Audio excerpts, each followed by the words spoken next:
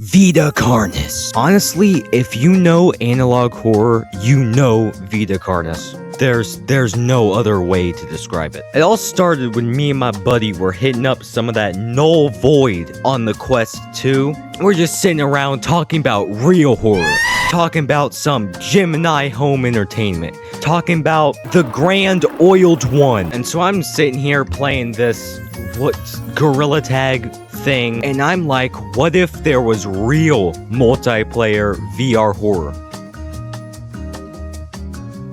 Oh my gosh, it's the oiled one!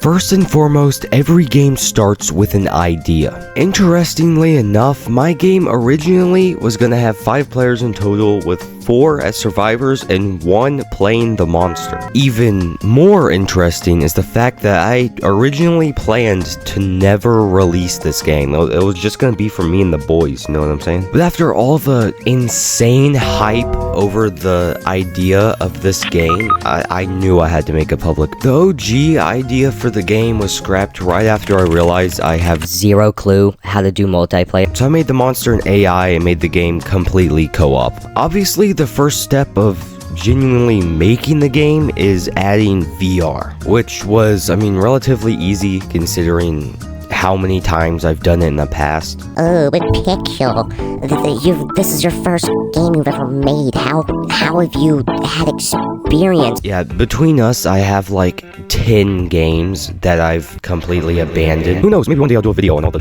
complete masterpiece. Anyway, after implementing VR, I had to work on adding multiplayer. I use Photon, a pretty common multiplayer platform and super easy to use.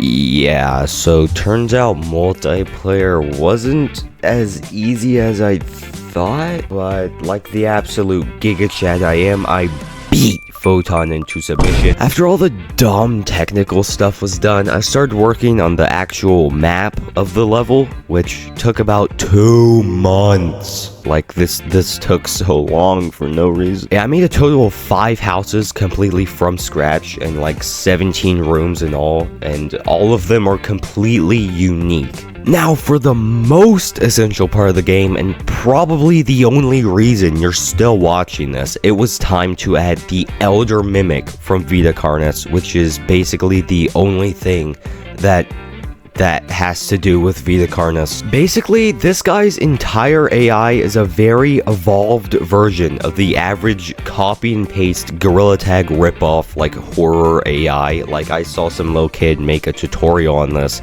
It went from, like, this tiny thing to whatever the crap this. It, like, looks around. It even talks, bro. Looking.